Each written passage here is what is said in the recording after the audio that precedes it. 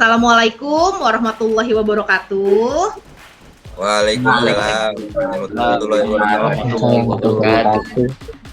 Kabarnya baik-baik aja pagi hari ini setelah kemarin pada vaksin. Baik, Bu. Alhamdulillah, Bu. Baik, Bu. Alhamdulillah ya, efek memang bermacam-macam nih buat pribadi masing-masing. Ada yang nggak enak badan, ada yang singkal-singkal tangannya. Tapi harapan Ibu Elsa pagi hari ini kita bisa saling menyemangati untuk menerima materi yang Ibu Elsa berikan. Sebelumnya dipimpin doa terlebih dahulu buat Abang Inggil. Dipersilahkan, Nak. Baik, sebelum pembelajaran kita dimulai, marilah kita berdoa bersama-sama menurut agama dan kepercayaan masing-masing. Berdoa dimulai. Berdoa selesai. Pagi ini adalah pertemuan yang kedua kita lagi. Setelah sebelumnya minggu lalu kita sudah membahas tentang materi pilihan karir setelah lulus itu seperti apa aja. Dari 4 pilihan kita kerucutkan menjadi 2. Ada studi lanjutan dan ada juga bekerja. Hari ini kita mau membahas diskusi kelompok antar satu kelompok dengan yang lainnya.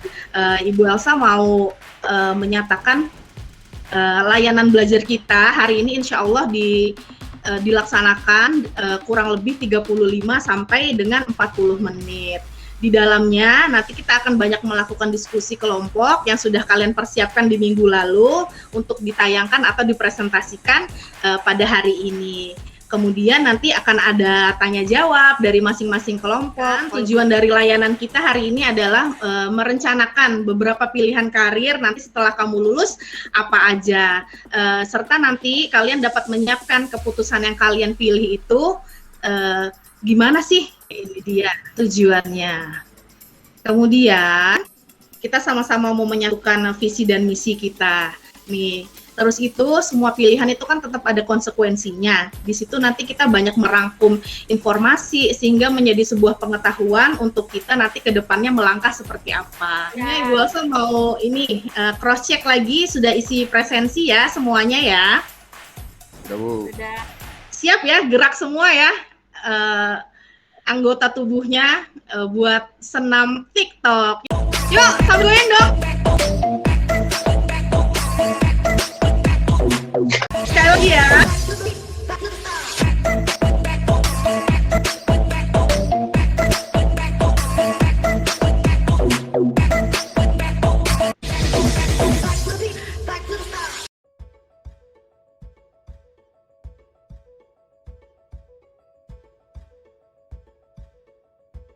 Dari sini udah ready, kelompok yang mau mempersiapkan terlebih dahulu. Oke? Udah, Bu. Iya, di kelompok kerja dulu ya. Siap, Bu. Oke, siap mempresentasikan apa yang sudah kalian hasilkan. Assalamualaikum warahmatullahi wabarakatuh. Perkenalkan, kami dari kelompok bekerja ingin mempresentasikan hasil diskusi kami tentang bekerja setelah lulus SMK. Kenapa memilih bekerja dahulu? Pasti ada alasannya dong. Apa alasannya itu?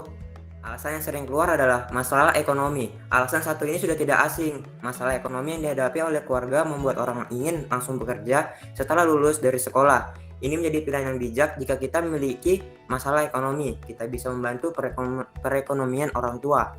Yang kedua, ingin mendapatkan penghasilan sendiri. Ternyata banyak juga orang ingin membuka usaha karena alasan keterbatasan ekonomi sehingga membuatnya bekerja setelah lulus sekolah.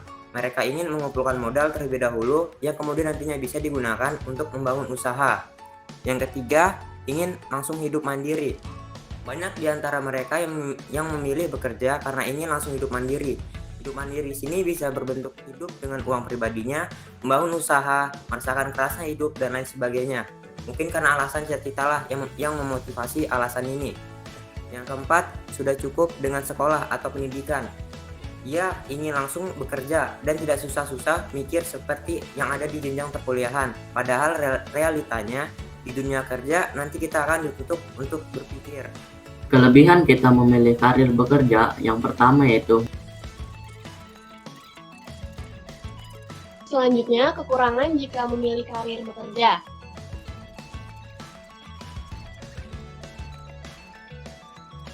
Selanjutnya ada persiapan jika memilih kerja setelah lulus sekolah.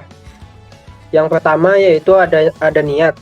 Tentunya sebelum kita memutuskan memilih karir apa yang kita ambil, kita harus memiliki niat yang kuat terlebih dahulu. Yang kedua ada mental.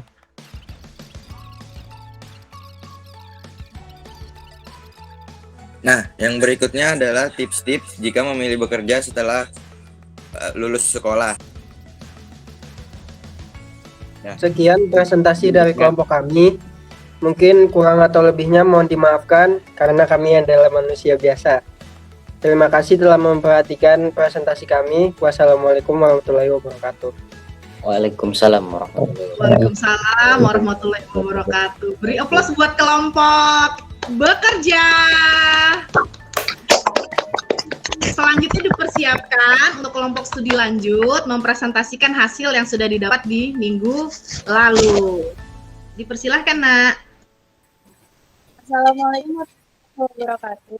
Kami dari kelompok dan akan mempresentasikan hasil diskusi kami kenapa memilih studi lanjutan. Dengan melanjutkan pendidikan ke perguruan tinggi, tentunya kesempatan memperoleh pekerjaan yang lebih baik akan semakin besar pula. Tetapi setiap pilihan selalu ada kelebihan dan kekurangannya masing-masing. Berikut akan kami jabarkan. Yang pertama, kelebihan yang didapat ketika meneruskan jenjang pendidikan yang lebih tinggi yaitu Yang kedua adalah kekurangan yang didapat. Baik, untuk persiapan-persiapan yang biasanya kita lalui untuk mau masuk ke perguruan tinggi, itu ada 6. Yang pertama, mental. Kenapa sih kita tuh harus punya mental atau harus mempersiapkan mental dengan baik? Karena ada biaya. Kita juga harus mempertimbangkan biaya yang dikeluarkan ketika masuk ke perguruan tinggi. Karena Jadi kesimpulannya adalah, baik dengan memilih karir pada bidang studi lanjutan ataupun bekerja, setiap pilihan sama-sama yang terbaik. Keduanya pun sama-sama dapat menjadi sukses. Namun, keberhasilan dari pilihan tersebut kembali ke diri kita sendiri. Apakah kita dapat memanfaatkan situasi yang ada atau tidak sebagai sarana menuju kesuksesan di masa mendatang.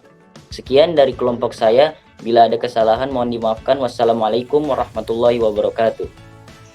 Alhamdulillah. Waalaikumsalam warahmatullahi wabarakatuh. Tepuk tangan untuk kelompok atau tim studi lanjutan. Dibuka pertanyaan untuk masing-masing kelompok, satu orang, satu penanya, nanti dijawab oleh teman-teman di kelompok yang satunya. Bang Ilham. Warahmatullahi wabarakatuh. Saya Ilham Isriawan di kelompok bekerja, ingin bertanya kepada kelompok studi lanjut. Kan tadi dijelaskan kalau untuk perkuliahan atau studi lanjut itu kan dibutuhkan biaya gitu kan. Nah, apakah kalau misalnya kita ekonomi rendah dan dalam tanda kutip tidak mendapatkan beasiswa itu masih bisa untuk kalau misalnya kita mau studi lanjut atau untuk kuliah itu apakah masih bisa ikut? Dan yang kedua, menjamin apa sih kalau misalnya kita studi lanjut atau kuliah itu mendapatkan pekerjaan, itu menjamin apa bisa dapat pekerjaan? Itu aja sih, Bu. Terima kasih pertanyaannya, komplit juga ya yang ditanyakan. Assalamualaikum warahmatullahi wabarakatuh. Jadi saya perwakilan dari kelompok studi lanjut ingin menjawab pertanyaan dari Bang Ilham. Ya, oke, untuk pertanyaan pertama jawabannya setiap pilihan itu baik, semuanya baik, sama-sama bisa mengantarkan kita ke kesuksesan. Cuman kembali lagi kepada diri kita, gimana cara kita memanfaatkan sarana yang ada. Misalnya buat teman-teman yang belum dapat beasiswa, kita bisa berusaha lagi cari ilmu, melatih skill, mungkin seperti itu. Kemudian buat teman-teman yang dapat beasiswa, ditingkatkan lagi ke pengetahuannya. Bagaimana caranya supaya semuanya itu bisa bermanfaat semaksimal mungkin buat diri kita, buat masa mendatang yang lebih baik. Oke. Untuk pertanyaan kedua, menurut saya tuh tidak 100% menjamin karena di era sekarang ini banyak sekali perusahaan-perusahaan maupun lapangan pekerjaan dalam perusahaan itu ada 2 jenis ya. Yang pertama itu ada yang lebih banyak mencari pengalamannya, yang kedua itu kan ada lebih banyak mencari ilmunya. tinggal kita saja yang menempatkan diri sebaik mungkin. Gitu. Terima kasih. Cukup Bang Ilham? Cukup, Bu. Ya, terima kasih jawabannya. Oke, dilanjutkan dari kelompok kuliah. Ada yang mau nanya ke teman-teman yang bekerja? Kan tadi udah dijelaskan, katanya kalau misalnya kita memilih lanjut ke dunia pekerjaan gitu, itu kan kekurangannya tuh mungkin aja kita dalam keterbatasan ilmu didapat pada saat sekolah, kemudian lanjut ke dunia pekerjaan itu kan sangat minim. Dan seperti yang kata Kakak Eca tadi, di dunia pekerjaan kan ada yang mencari ilmu dan pengalaman. Lalu bagaimana? Apakah sangat mempengaruhi dan apa solusinya?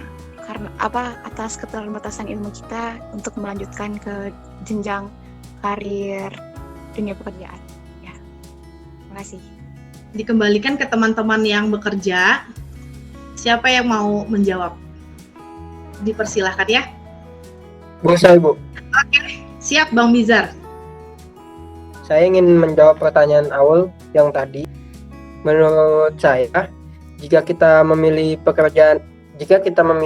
bekerja setelah lulus sekolah, untuk pengaruh keterbatasan ilmu itu tidak berpengaruh besar bagi saya.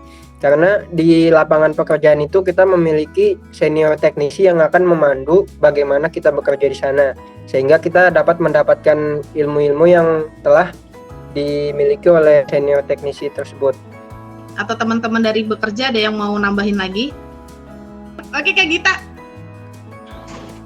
Oke, untuk pertanyaan yang kedua, menurut saya itu berpengaruh karena pekerja dengan gelar sarjana sama pekerja yang cuma mengandalkan ijazah itu jabatan atau karirnya nanti tuh susah gitu loh buat naik pangkat. Jadi apa solusinya? Bisa seperti yang Abizar bilang tadi, bisa mungkin bekerja dulu, ngumpul duit dulu, baru mungkin cari ilmu lagi di studi lanjutan nanti.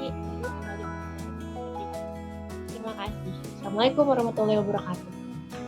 Kakak-kakak, abang-abang, jika masih penasaran, Ibu Elsa insya Allah on call gitu buat kalian. Kalian mau chatting Ibu Elsa, it's okay. Mau juga video call, nggak masalah. Nanti Ibu Elsa buka kesempatan. Siapa aja yang mau menambah wawasan, kita bisa japri setelah ini. Ibu Elsa mau lakukan review sedikit.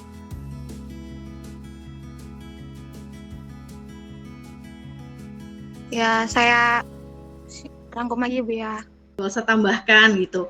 Apapun pilihannya, antara karir gitu, antara bekerja ataupun kuliah, kalian bisa sama-sama telaah lebih dalam gitu. Mana tahu nanti di situ kalian bisa kerja sambil kuliah, kuliah sambil kerja, ada perpaduan di dalamnya untuk merencanakan hal tersebut gitu. Yang kedua, direncanakan memang matang-matang, sudah sama-sama kita dapatkan kelebihan dan kekurangan yang seperti apa. Berikut juga faktor-faktornya, ekonomi keluarga diperhitungkan, kamu punya hard skill yang kamu dapat dari nilai rapotmu, dan soft skill tentang kepribadian dirimu sendiri, itu juga menentukan untuk langkah ke depannya tentang perencanaan karir dan pilihan-pilihannya. Jadi harapannya Ibu Elsa nih, jadi kalau kelas 12 tahun depan kamu sudah fokus, yang aku pilih adalah antara mau kuliah atau bekerja. Jadi nggak ada kegalauan lagi dalam dirimu dan menimbulkan baper mungkin di kemudian hari. Karena aku salah langkah misalnya. Jadi jauh-jauh hari saat ini masuk semester 3 sudah lebih dipersiapkan lagi. Nilai rapotnya yang terbaik, yang sebaik-baiknya bisa kalian laksanakan. Alhamdulillah ya. Akhirnya berakhir nih pertemuan kita untuk pagi hari ini. Semoga kita sama-sama mendapat kesepakatan, pengenalan pemahaman kita tentang pilihan pekerjaan itu yang kita kerucutkan menjadi 2, antara studi lanjutan dengan bekerja yang seperti apa. Applause dulu dong buat kita semua pagi hari ini. Nah, minggu depan nih akan ada materi baru, judulnya itu perencanaan karir. Perencanaan karirmu itu apakah sudah sesuai dengan tipe kepribadian yang ada? Sebelumnya ditutup dulu dengan doa dari Bang Inggil lagi ya. Mari sebelum kita menutup pembelajaran hari ini, marilah kita berdoa menurut agama dan kepercayaan kita masing-masing. Berdoa dimulai. Berdoa selesai. Alhamdulillahirrabbilalamin. Sudah selesai rencana kita hari ini, pembelajarannya. Jangan lupa nanti refleksinya diisi. Ibu Elsa akhiri. Assalamualaikum warahmatullahi wabarakatuh. Jumpa lagi minggu depan ya anak-anak. Waalaikumsalam.